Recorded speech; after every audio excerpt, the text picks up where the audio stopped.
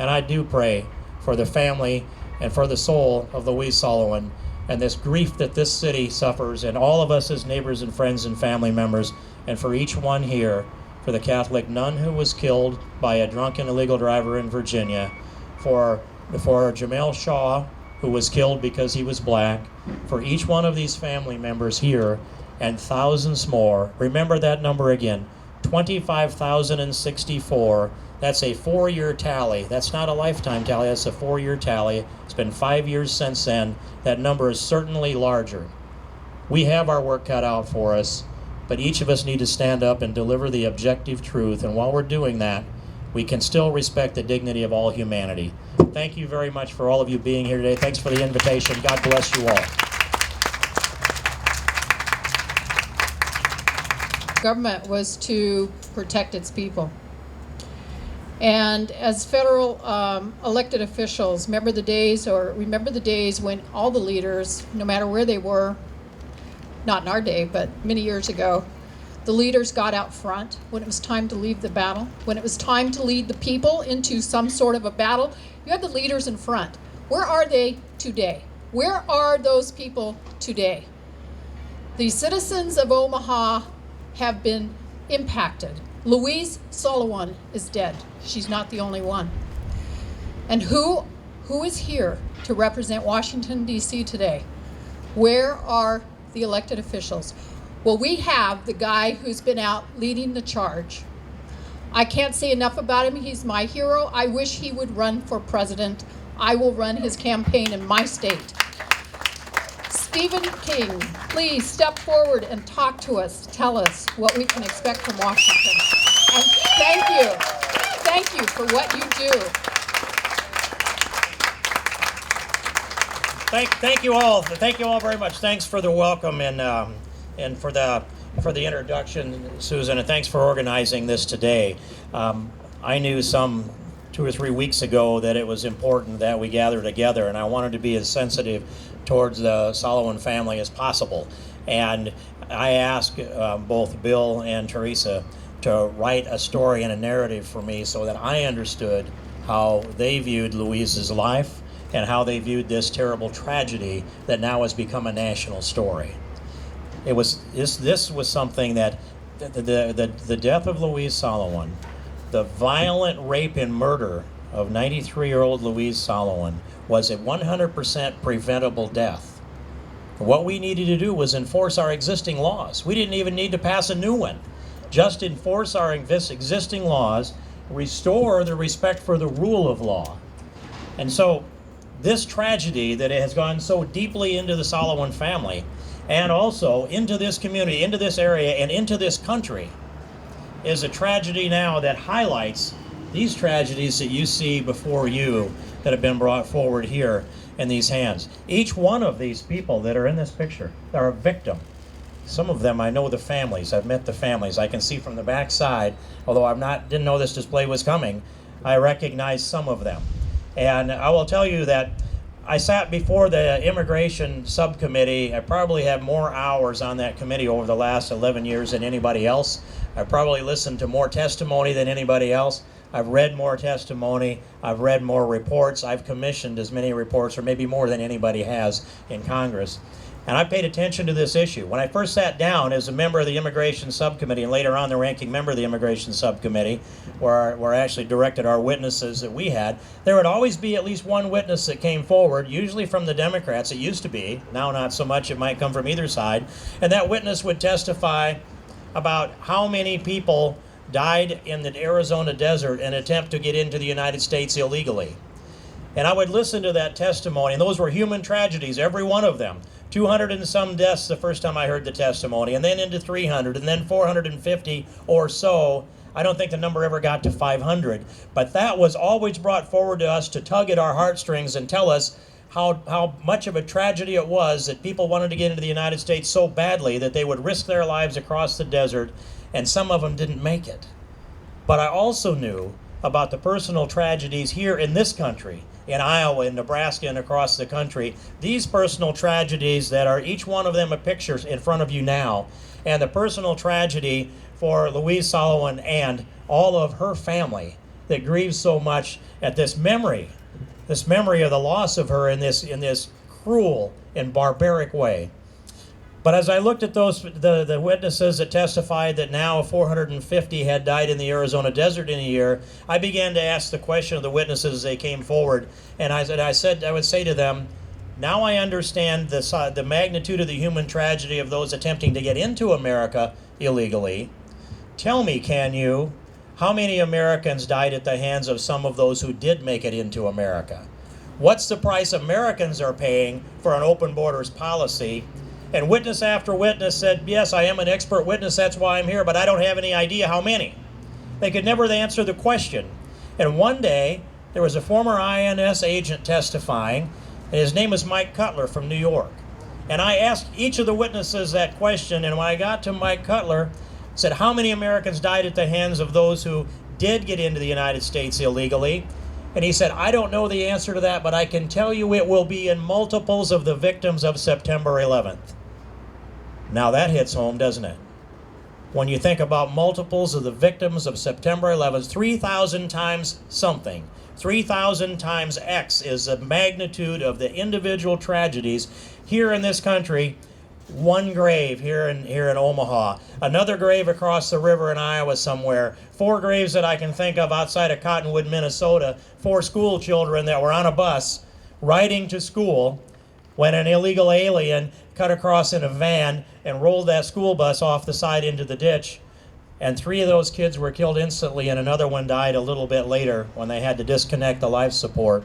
An entire community in grief over the loss of those 4 kids, entirely preventable because that illegal alien had been encountered by the law multiple times in the past.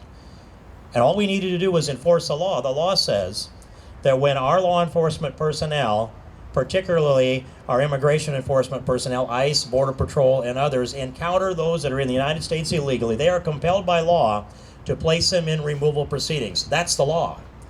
The president has ordered that they defy the law. In fact, he has ordered ICE to break the law that compels them to place illegals in removal proceedings. We've taken the president to court on that, and we're partway through an important decision. The lead plaintiff is Chris Crane, the president of the ICE union, who has agreed to lead in the lawsuit, and it's Crane versus Napolitano, and you know who she is. But she follows the directions of the president. And the president has unconstitutionally ordered the people in the executive branch to violate the law that's set by Congress. And he thinks somehow, the president thinks that he can write law. And that is a constitutional violation of the separation of powers. But I'll take you back to this. Several hundred, 200, 300 or more dying in the Arizona desert each year trying to get into America. How many Americans? I've commissioned 2 studies, 2 GAO studies, general accountability studies. The first one took more than 2 years to get some answers, and when it came back, it wasn't apples to apples. It was kind of apples to rutabagas, I guess I would say. And so I pulled out of that what I could, and I gave the country the information I could, and I commissioned another study. That came back to us in either late March or early April of 2011. There was a study that looked at the number of criminal aliens incarcerated, among other things, but incarcerated for homicide in the United States. Between 2004 and 2008, a 4-year snapshot. Here's the number. Criminal aliens incarcerated, first arrested for homicide in the United States, 25,064. Now, does that number hit home? As we all know, that's a multiple of the victims of September 11th.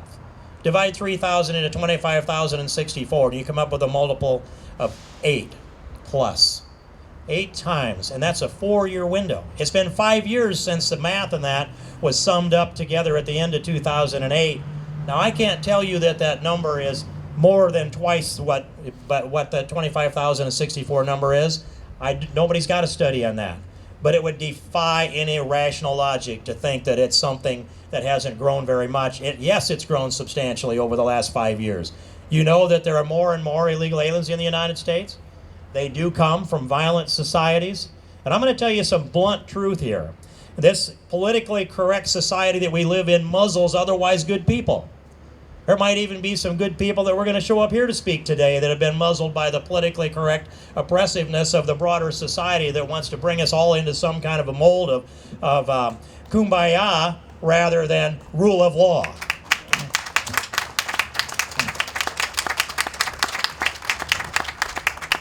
So here's the measure of violent societies. 5 years ago, I started to look around through the internet, and there was attacks of insomnia coming. I'd look around and what is the violent death rate in the United States? Then 5 years ago, it was 4.6 violent deaths per 100,000.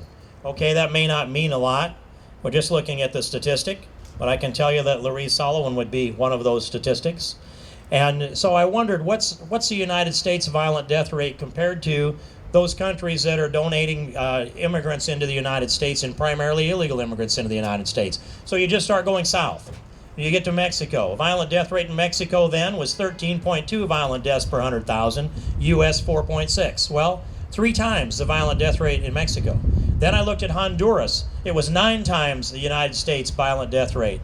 Then I went to El Salvador, and the data was so bad there wasn't any statistics. Then I went to Colombia, and it was 15.4 times more violent death in Colombia than in the United States. It is a fact that any country that you go to south of the United States in the Western Hemisphere has a higher violent death rate than the United States, except Argentina, which is 1/10 of one life measured less than the U.S. today. That's the facts. Now, can't we talk about those facts in an open way? And so think of this. No, those numbers have gone up. They're different today. 5 years have increased the violent death rate in the United States by 50%. Now it's not longer 4.6, it's 6.5 violent deaths per 100,000. Mexico's isn't 13.2 any longer, it's 18.2 violent deaths per 100,000. It's still true that as you go south, the violent death rate is in multiples of that of the United States, except for, it was Chile, not Argentina, but you get a long ways away, and we don't get very many immigrants from that part of the world. The violent death rate in the United States is the lowest in the in the Western Hemisphere, except for Canada. That's how it is. So, if you go into a universe of people, and you bring out of that universe of people young men, they're always the most violent people of any civilization. Whether it's Swedish or Norwegian or German or English or whatever it might be, or whether it's the countries south of us that donate a high percentage of immigrants, young men are more violent than any other demographic. It's just a fact of humanity. So when you bring predominantly young men from a country, you're going to get more violence. If they come from a more violent country, you're going to get more violence. If the illegal drugs are coming from that area, now you've got more crime, and you get the violence that comes with it. It is also a fact. Drug Enforcement Agency will tell, and has told me year after year over and over again, that 80 to 90% of the illegal drugs consumed in America come from or through Mexico. So the drug trade in the United States comes from or through Mexico. They will also tell you that the major cities in the United States, the illegal drug distribution is run by Mexican drug cartels. You know that. It's not a disputable fact. It is known. Just like our founding fathers said, we hold these truths to be self-evident. It's self-evident that Mexican drug cartels control illegal drug distribution in the United States, in our major cities, and increasingly in the smaller cities. That's a fact that will also come from Drug Enforcement Agency. And so, if 80 to 90% of the illegal drugs come from or through Mexico, if they're streaming up from us from countries that are far more violent than we are, if they're being brought to us by young men that are more violent than any other demographic of any society and civilization, how could you bring all that into America and not think you're going to have thousands of Louise Sollowins? How could you think that? And yet, the denial of the politically correct comes at us over and over again. Don't say illegal alien. Don't talk about this as if it paints everybody with that brush. We're not. We recognize that really good people come from every civilization on the planet. In fact, we have some great blessings here in America that make us unique to the rest of the world. The United States of America is a great nation. We're the unchallenged greatest nation on earth for a good number of reasons. The pillars of American exceptionalism, which are wrapped up within the Bill of Rights and include also, in addition, free enterprise capitalism. But all of that didn't make us as great as we are. Think about the people that came to America because they were inspired by those rights. Those that saw the picture of the Statue of Liberty and realized that if I can just get to America, I can achieve and become all that I'm gifted with. I can realize my potential. We got the dreamers to come here. We got the can-do people. We got the cream of the crop to come to America legally to build this great nation. And that's the vigor of legal immigration that has made America even greater than we would be if we just sat here and reproduced ourselves at some fixed point in history. No, we get the vigor year after year. And in fact, we're the most generous nation on the world with legal immigration, which I support, and I expect everybody here does support. Over the last 10 years, we've legally brought in 1.2 million people into the United States, dreamers, cream of the crop people, not always the best educated, not always that had the most money, but those that had a lot to contribute to our country. We recognize all of that. Those truths are also self-evident. But we cannot pull a blind eye or put our fingers in our ears and say that there's not an element going on with illegal immigration that's costing a very heavy price on Americans. 25,064 graves in America would not be dug today, would not be backfilled today, would not have grass growing on them today, would not have flowers by them today, would not have tears that watered those flowers today if we had enforced our immigration laws and restored respect for the rule of law and understood that the love of a family and the love of a country and the love of the rule of law all go together, and that we can be an even more open country for legal immigration if we secure our borders, shut off our jobs magnet, and end the sanctuary city policy that enables someone like Sergio Martinez Perez,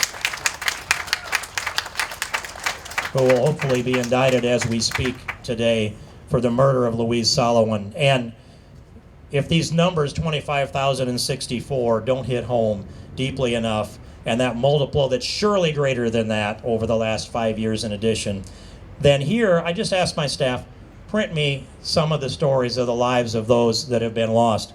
And I would add, before I start down through that a little bit, I will tell you that we have a small staff. They are good people. I've been in Congress now, this is my 11th year, but we've had 2 of our staff who have been victims of a car accident that was because an illegal driver that didn't have a license and didn't have insurance.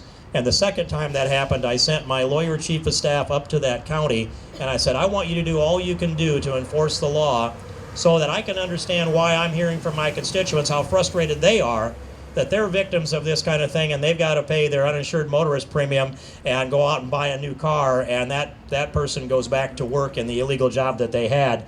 We couldn't get a prosecution on that second event. That's how bad it is. That's how pervasive this acceptance of illegal activity is. But 2 of our staff have been victims. That's of just car accidents, not anywhere near the same magnitude that the Sollowin family grieves, and we all grieve with them today.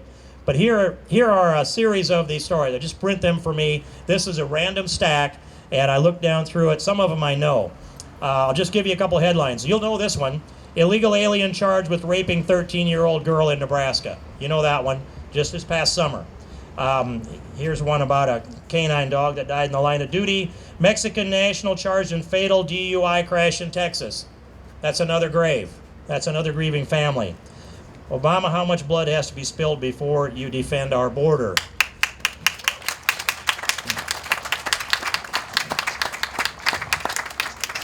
Jose Luis Aguilar, 36, formerly charged with first-degree rape of a child as well as second-degree murder.